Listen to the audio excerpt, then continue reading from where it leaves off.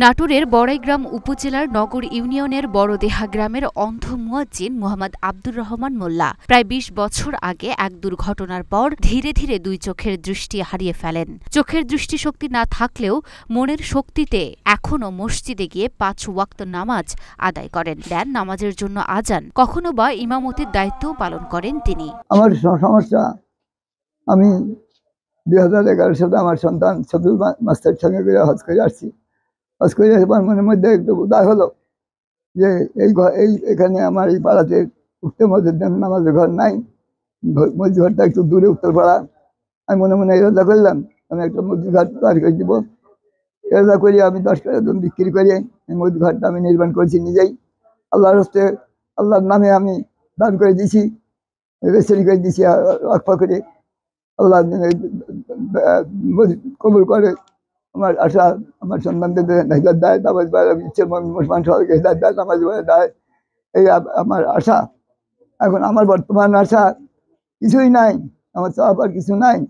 তবে আমি অন্ধ মানুষ, খুব কষ্ট করে বলছি আসি যাই, তাতে আমি খুব আনন্দ পাই। তবে অন্ধ মানুষ এই যে কলে পানি ওঠে না, ওই কল সারিয়ে পানি তুলতে আমার কষ্ট হয়।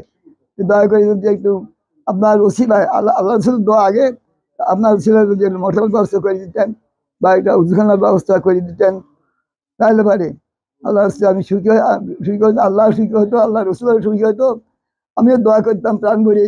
সরেজমিনে গিয়ে দেখা যায় বাড়ি থেকে মসজিদ পর্যন্ত প্রায় ২০০ মিটার রাস্তার পাশ দিয়ে বাঁশ ও রশি টেনে নিয়েছেন মসজিদে যাওয়ার জন্য।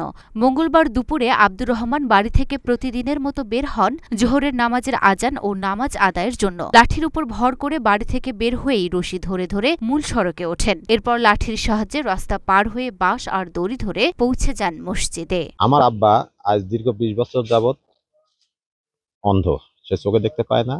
আর চোখের চিকিৎসার জন্য অ্যাক্সিডেন্ট জনিত কারণে চোখে দেখতে পায় না, মানে কিন্তু তার চোখের চিকিৎসার জন্য আমরা ঢাকা চক্ষু হাসপাতালে নিয়ে গিয়ে আমেরিকান লেন্স পর্যন্ত লাগিয়েছি, কিন্তু কোনো রেজাল্ট আসেনি। অনেক চিকিৎসা দিয়েছি, তাতে কোনো ফল আসেনি। তো এরই মাঝে আবার ২০১১ সালে আমার আব্বা আমার সঙ্গে করে নিয়েই, সে অন্ধ মানুষ, যেটা আমারও ইচ্ছা ছিল আগে থেকে যে আমি হজ করবো, আল্লাহ তৌফিক দেয়।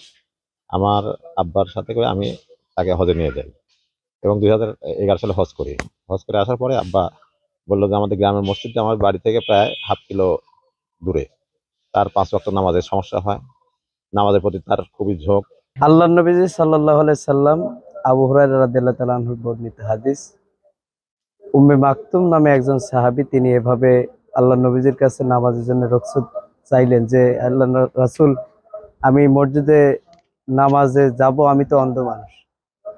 তো রাসূল সাল্লাল্লাহু আলাইহি সাল্লাম তিনি বললেন যে না, তুমি তো আজান কানে শুনতে পাও, সেই হিসেবে তোমাকে মসজিদে আসতে হবে এবং নামাজ পড়তে হবে। তো প্রক্রিয়াটা ছিল যে তার বাড়ি থেকে মসজিদ পর্যন্ত রশি বেঁধে দেওয়া হয়েছিল।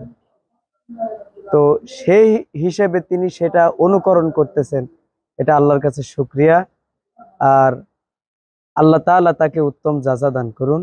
পরিবার ও এলাকাবাসী জানায় প্রায় ২০ বছর আগে একটি দুর্ঘটনার পর ধীরে ধীরে দুই চোখের দৃষ্টি হারিয়ে ফেলেন আব্দুর রহমান মোল্লা। অন্ধ হয়ে যাওয়ার পর বড় ছেলেকে সঙ্গে নিয়ে ২০১১ সালে পবিত্র হজ পালন করে আসেন। এরপর গ্রামের নিজের ৫% জমির উপর তৈরি করেন একটি পাকা মসজিদ। গ্রামের মানুষ ও পরিবারের সদস্যদের নিয়ে নিজের স্থাপন করা মসজিদে নামাজ আদায় শুরু করেন আব্দুর রহমান। মসজিদের মুয়াজ্জিন ও ইমাম হিসেবে তিনি বিনা পারিশ্রমিকের দায়িত্ব পালন করছেন।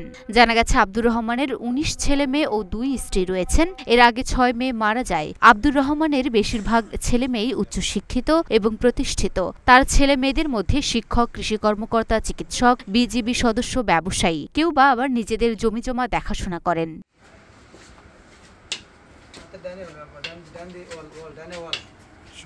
Luna Afroz Nipa, Dhaka post.